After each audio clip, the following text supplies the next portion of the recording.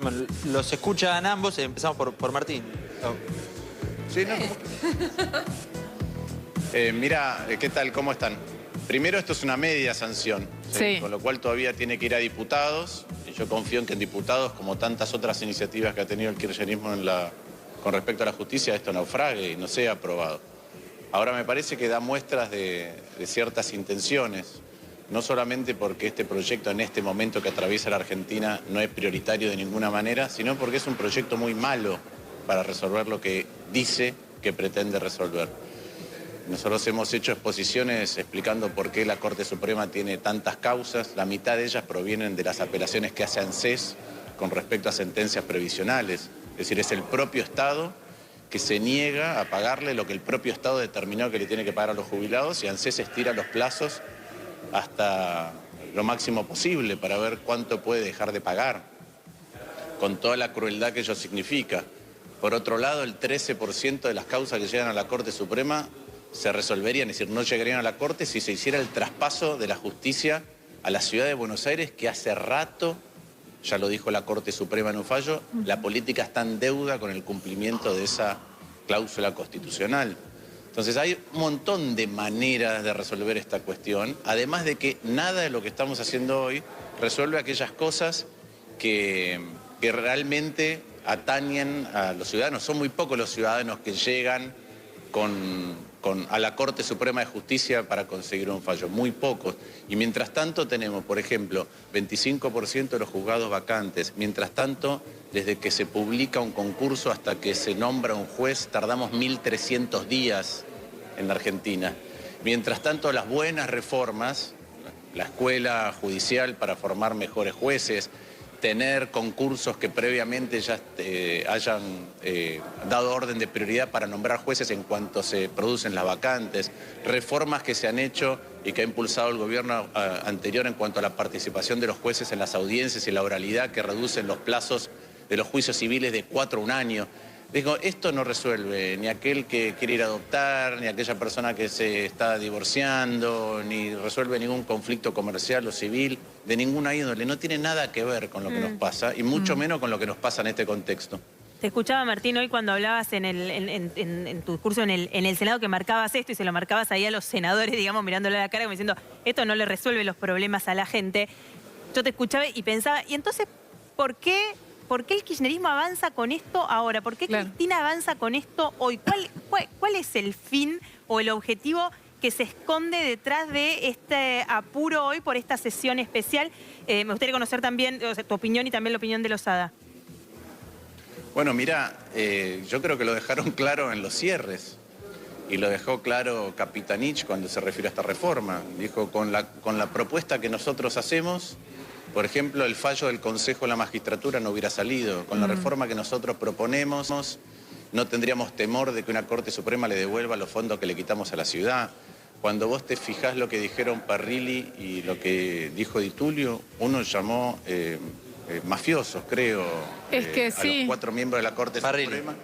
Y forajidos o mafiosos, y la otra dijo que eran vulnerables al poder, que una cosa es contradictoria con la otra, pero básicamente lo que hicieron en los discursos no fue defender si este proyecto era bueno o malo, fue deslegitimar de todas las maneras posibles la Corte actual, incluyendo, no sé, Di Tulio llegó a decir que eran todos porteños, cuando hay, sí, cuando hay dos por lo menos que son de Santa Fe. Un cordobés.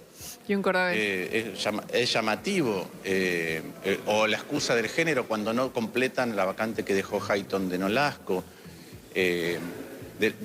Hablan mal de Rosati como un forajido cuando fue procurador y fue ministro de Justicia de Kirchner y fue intendente en la provincia de Santa Fe.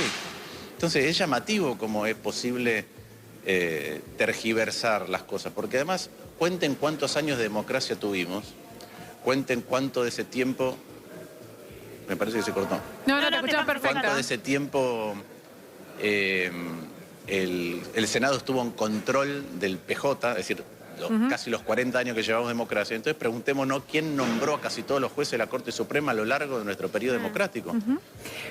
Yo les voy a pedir a todos que escuchen lo que decías vos recién, que me parece que fue un hito en la tarde de hoy, que fue cuando Parrilli habló y defendió este proyecto. Escuchémoslo.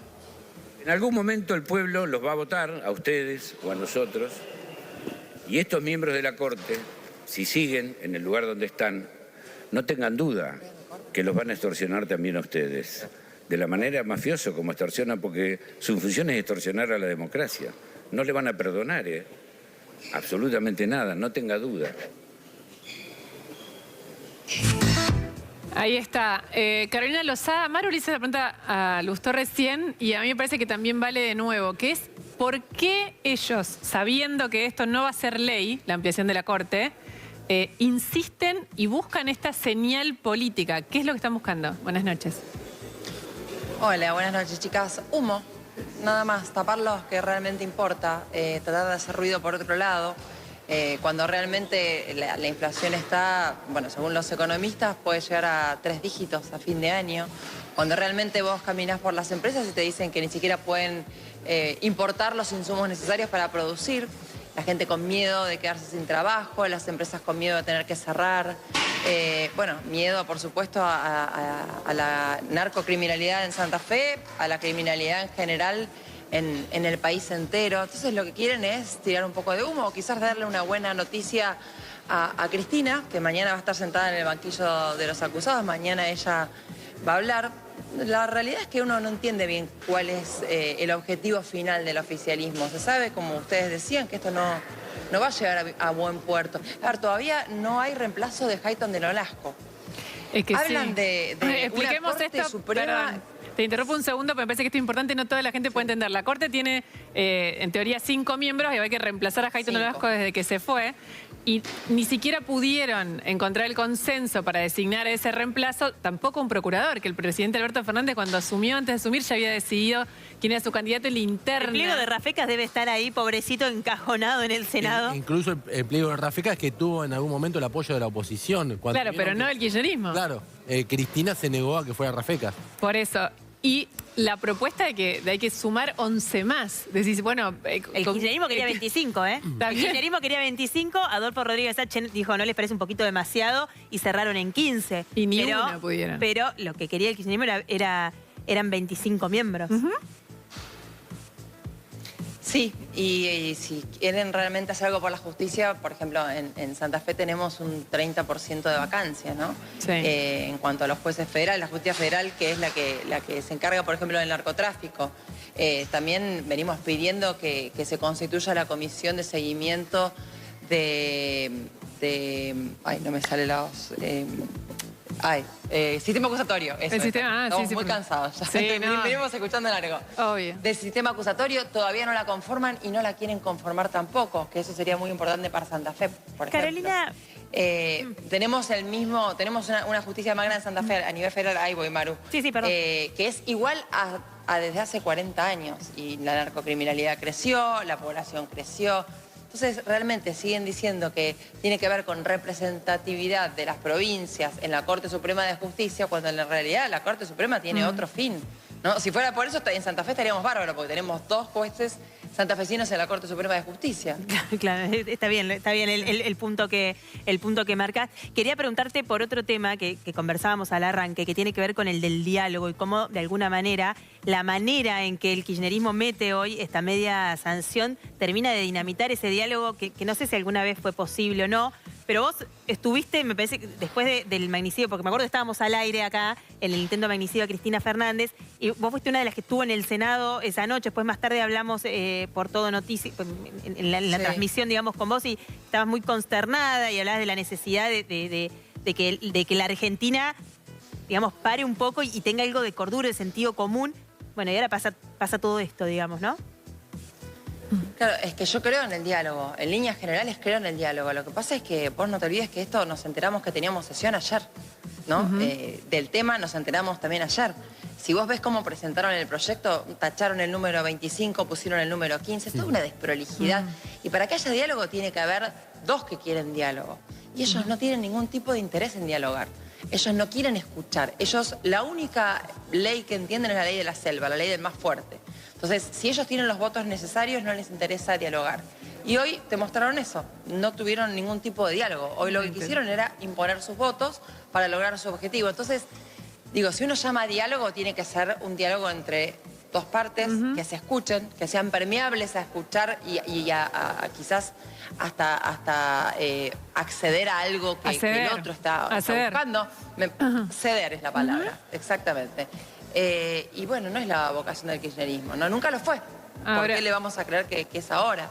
Fianza dijo cuando empezamos el programa lo que a mí me parece muy interesante y que me gustaría saber qué opinan los dos, tanto vos como Martín, que es esta idea de que en este momento la política en Argentina tiene una dispersión tan grande que la representación ya no está dividida en dos, entre oficialismo y oposición, sino en 3/3, y ese tercio lo ocupa una revista, un recién llegado, que es Javier Milei, que parecía que había desaparecido el mapa y se había caído, y ahora otra vez ocupa mucho espacio. ¿Ustedes desde la oposición tienen alguna autocrítica, una mirada, una explicación a por qué ustedes también pierden en esta dispersión?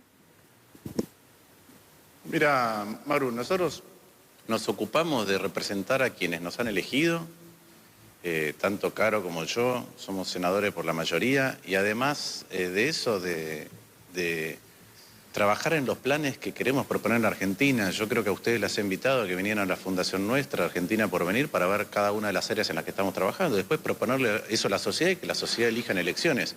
Primero un paso, yo creo que eso es fundamental. Hoy tenemos, a pesar de lo que dice Eduardo, a quien respeto un montón, el sistema bicoalicional, por lo menos en el proceso de toma de decisiones, en lo grande, democrático en la Argentina, es un proceso que en mi opinión es producto de las PASO. Los partidos políticos han mejorado gracias a las PASO. Candidatos como Carolina, o en mi caso, que nosotros fuimos los primeros en usar las PASO en el año 2013, somos emergentes de las PASO.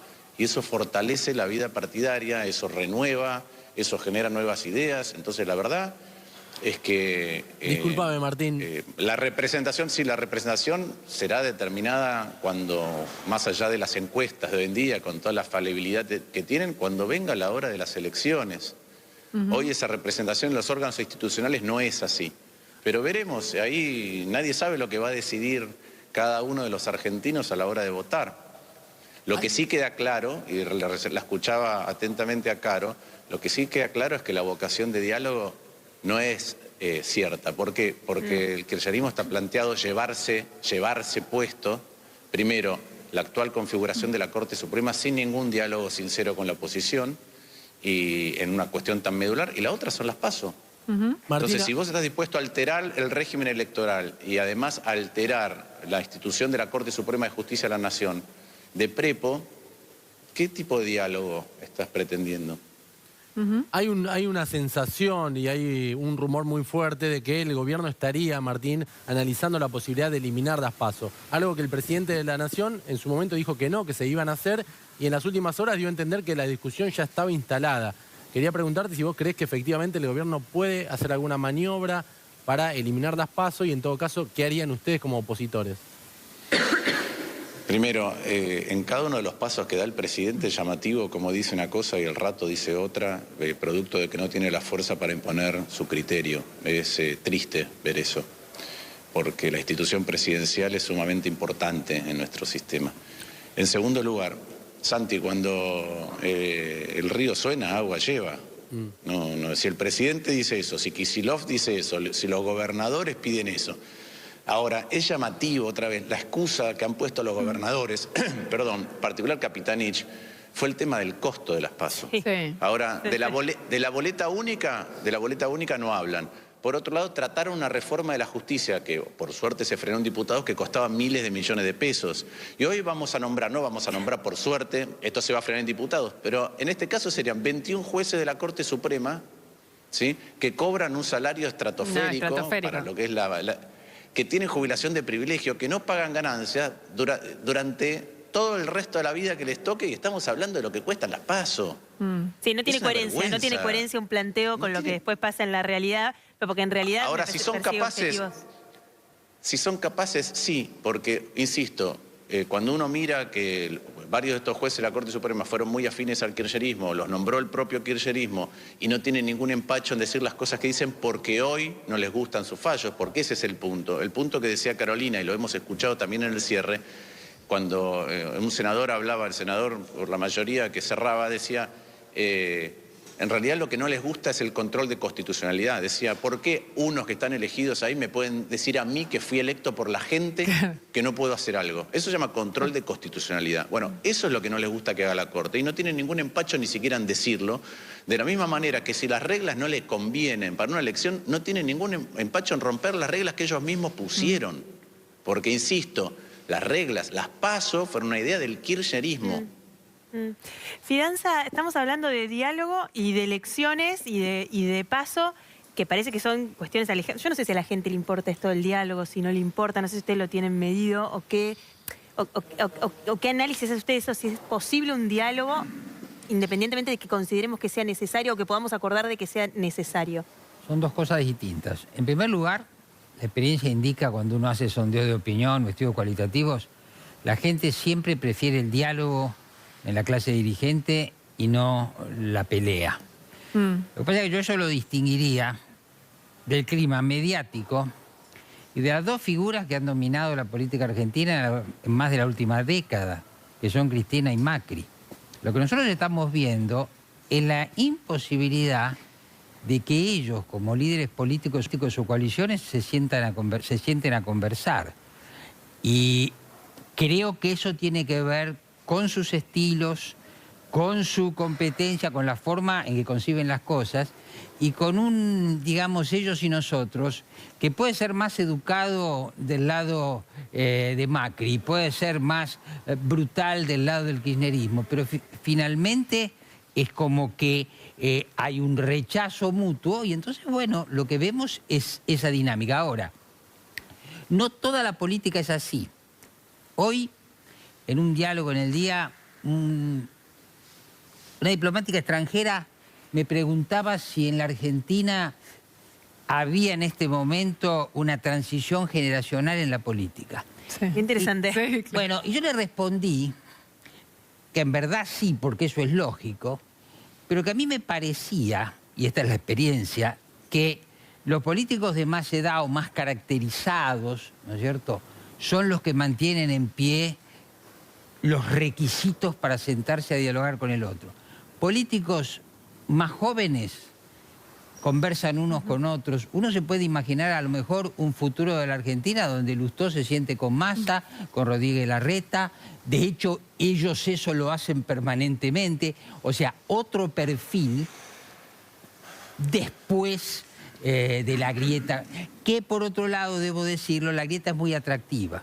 Porque la gente quiere que los políticos dialoguen, pero la noticia es que se peleen, no que dialoguen. Sí. Entonces, hay también una esfera mediática que de alguna manera no lo propulsa, pero lo aprovecha. Pero nunca se convierte en vintage la grieta, quiere decir, nunca pasa de moda, Nunca no, agota. ya está, Bueno, ya no se cansa. Digo, a no ver, es- Maru, lo que pasa es esto. En primer lugar, es un fenómeno mundial.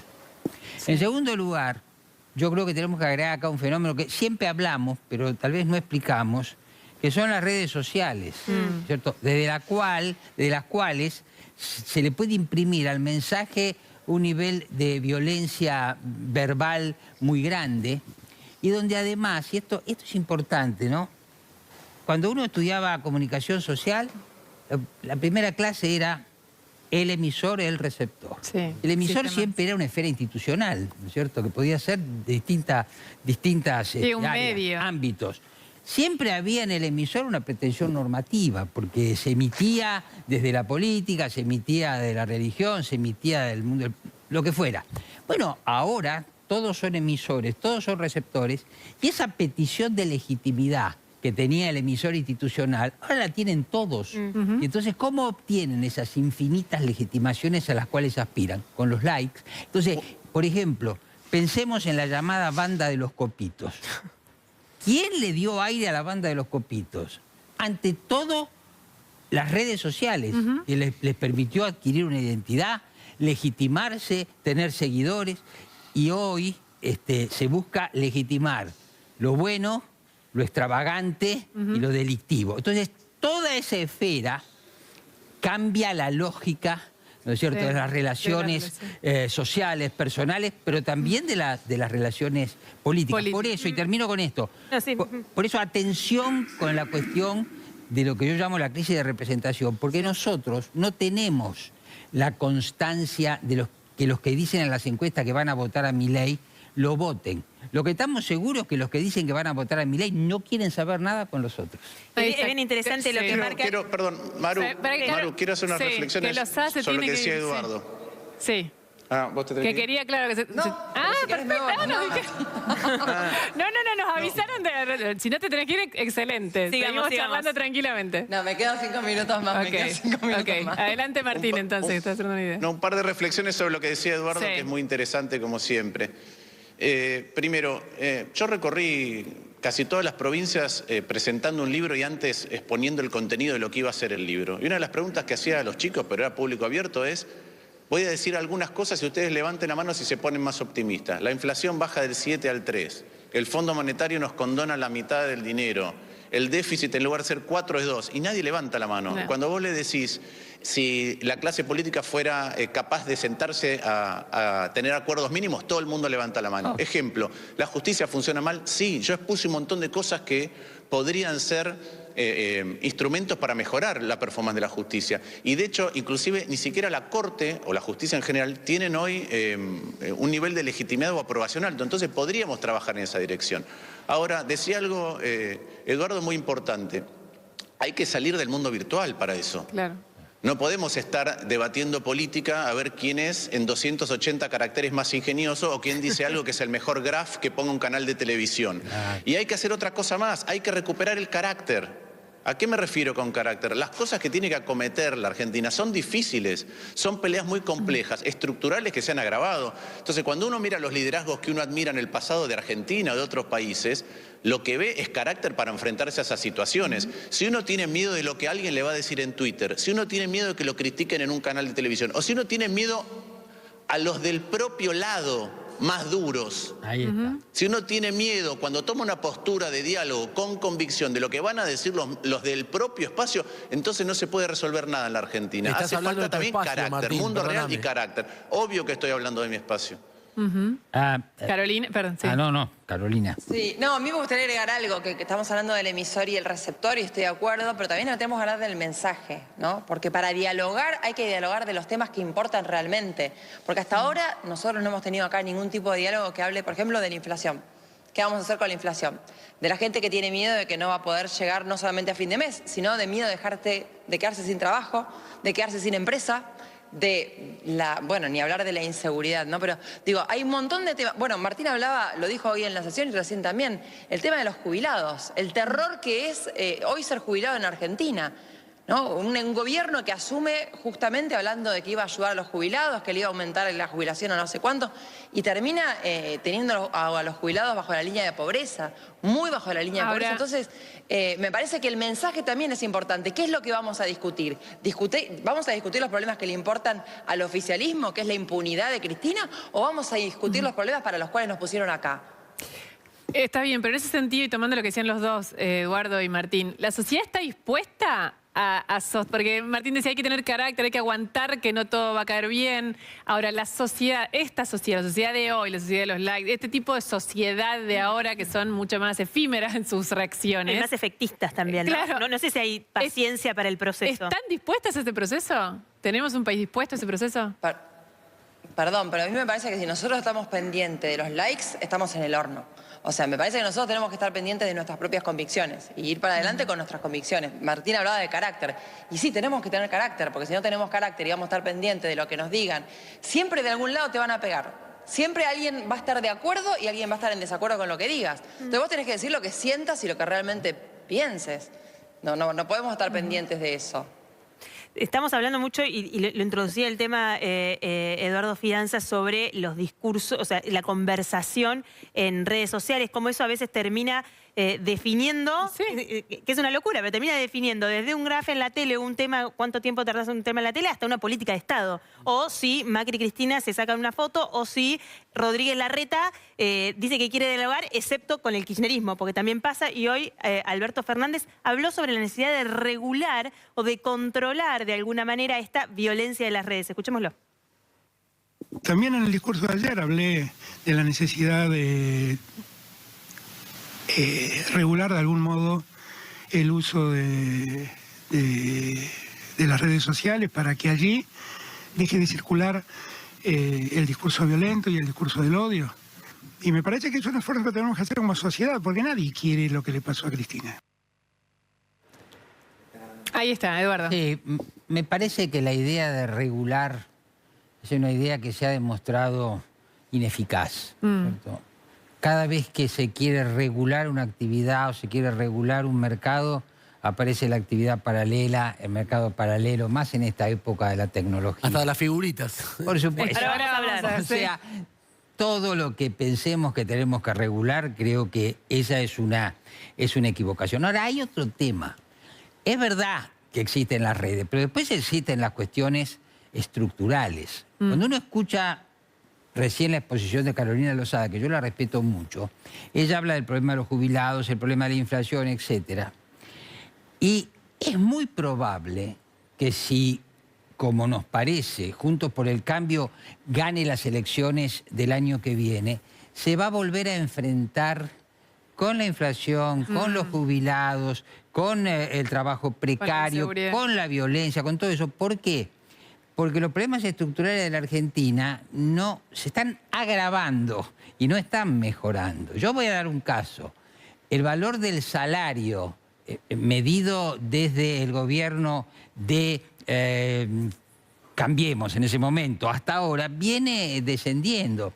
La inflación viene aumentando. El gasto público o el déficit fiscal que el gobierno de Macri había reducido se vuelve a ampliar. Entonces, quiero decir, hay que discutir y lograr consenso sobre los problemas estructurales que la gente padece y que tienen que ver con el surgimiento de partidos antisistema. Si uno revisa la bibliografía politológica, está claro que hay, ¿no es cierto?, episodios de exclusión que hacen que la gente mire esas opciones antisistema, y esos son, en el caso de Trump o de la derecha en Europa, son lo que se llaman los excluidos de la globalización.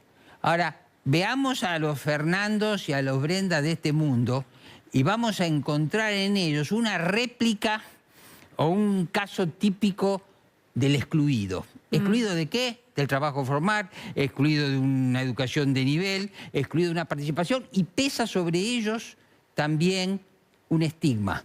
Y agrego, con investigaciones que se hicieron en los conurbanos, por ejemplo, de Nueva York o de París, hay un antropólogo que llega a una conclusión que es conmovedora. Dice, pero esta gente además quiere respeto.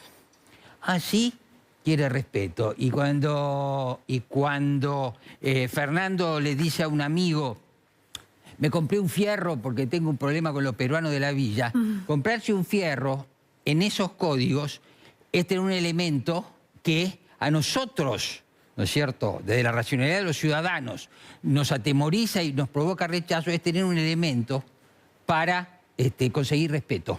Entonces es complejo porque sí, 40 años pasaron desde la democracia, la vamos a celebrar el año que viene. Alfonsín decía, con la democracia se come, se educa. Ese era el momento carismático de la democracia. 40 años después no lo podemos sostener porque en verdad, y ese es el problema de la representatividad de Macri y de Cristina, la democracia argentina en 4 décadas no creó ciudadanos. ¿Qué son los ciudadanos? Claro. Los que acceden a la educación, los que acceden a un trabajo formal, los que tienen capacidad para tomar decisiones autónomas, los que viven en barrios que tienen infraestructura, etcétera, etcétera. Y les digo, si los que tienen que representar Macri, que son los republicanos ciudadanos, bueno, yo diría, son insuficientes y además son pocos. Pero eso también le toca a Cristina, porque el pueblo de Perón era un pueblo estructurado, sí, era un pueblo organizado, con trabajo formal, era un pueblo con un nivel educativo que fuera primario o secundario. Bueno, la educación está en crisis, sí. Tenemos 6 millones de trabajadores formales desde hace 15 años, tenemos mafias, tenemos violencia, tenemos inseguridad. Y entonces, bueno, nos cuesta entender a Brenda que vende copitos de azúcar, pero también pornografía en Internet. Muy difícil para nuestra mente racional.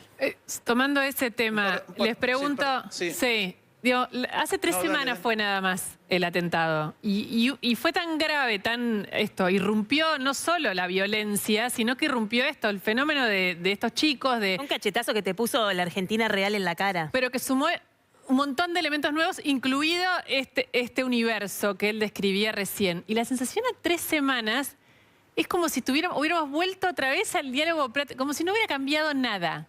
No hubiera alterado finalmente la dinámica de la política.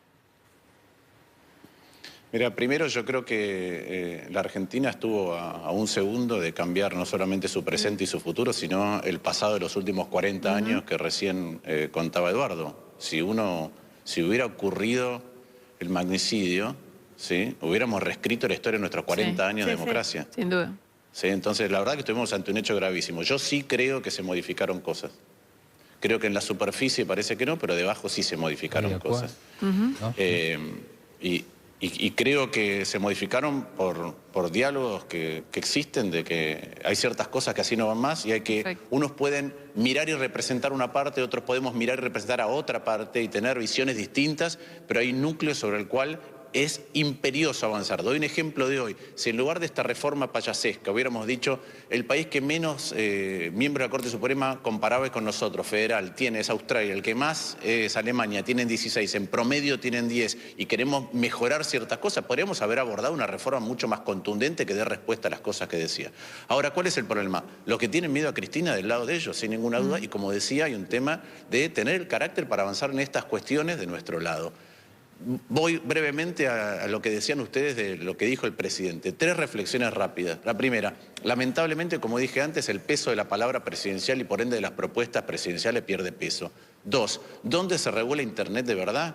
En Corea, que yo sepa, en Corea del Norte, en China y en Cuba. Por supuesto. No conozco ningún lugar donde eso se esté regulando. Tercero, es decir, cómo mejorar el funcionamiento de Internet, cómo hacer que toda la información no fluya a los gigantes que después la pueden vender, cómo hacer que no modifiquen adrede nuestro comportamiento. Todo eso es un enorme capítulo. El resto, lo que dice Alberto Fernández, no veo dónde está teniendo lugar.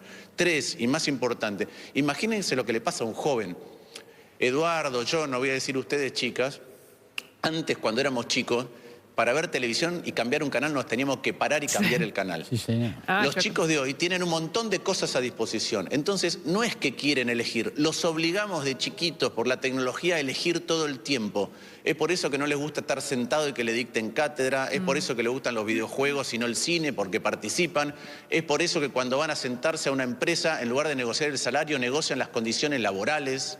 No quiere que les digan qué hay que hacer. Imagínense un chico que vive eso, que así fue formado, naturalmente, que venga un presidente y le diga que quiere regular Internet. La verdad que están viviendo momentos complicados, e insisto, y en esos momentos complicados hay que tener el carácter de abordar colectivamente las cosas que tenemos que abordar. Hablábamos de la educación, 16% de los chicos terminan el secundario en tiempo y forma sabiendo los contenidos de lengua y matemática. Mientras tanto tenemos 1.271 institutos de formación docente en la Argentina. Francia tiene 8. ¿No nos podemos sentar a eso? A decir cómo vamos a formar mejores docentes en matemática y en lengua, cómo vamos a implementar un plan contrarreloj para que esos contenidos que son fundantes puedan ser ampliados durante un tiempo lo suficientemente largo para dar la base del resto de las cosas que hay que poder aprender. ¿Cómo? Eso, yo estoy seguro que eso se puede hacer, pero si no estamos sometidos todo el tiempo al arbitrio y al capricho de 1 o 2 personas que quieren una agenda instantánea para tener un titular para poder molestar al otro. Es tan sensato. Entonces, si podemos hacer eso, se puede corregir. Es tan sensato y tan simple, Martín, lo que planteás, que parece increíble que no se ponga, que la discusión hoy esté por esta reforma de Prepo, o el primer paso para reformar de Prepo la Corte en el Senado. Alberto Fernández hablando de las PASO y de regular las redes sociales desde Estados Unidos y sacándose foto con una guitarra, que fue como una falta de empatía. Tenemos que ir al corte, pero quería preguntarle a Carolina... porque vos vivís hablando siempre de la situación de Santa Fe, de la violencia, lo venís marcando en cada oportunidad, hace no mucho lo marcaste también ahí en el Senado. ¿Cuál es la respuesta o qué te pasa cuando ves, digo, desde la foto de la guitarra hasta Matías Tombolini, secretario de Comercio, con una inflación que va a ser de 3 dígitos, sentado 2 horas resolviendo el problema, resolviendo. Intentando resolver el problema de la figurita del Mundial en la Argentina. Yo cuando vi esa foto no lo podía creer. Una foto de 12 personas sentadas en una mesa tratando de resolver el tema de las figuritas. La verdad que me dio vergüenza. ¿Qué querés que te diga? Me dio vergüenza porque es un gobierno que no tiene ningún tipo de plan, ningún tipo de proyecto. Y vuelvo a lo que decían ustedes hace un ratito nada más. O sea, porque sí, Juntos por el Cambio va a tener que hacerse cargo de un país que va a quedar totalmente devastado. Pero bueno, vamos a tener que llegar con un proyecto y estamos trabajando en eso. Sabemos muy claramente que vamos a recibir algo que es mucho peor de lo que nos podamos imaginar, porque es lo que sucede normalmente, lo que ha sucedido antes también, ¿no?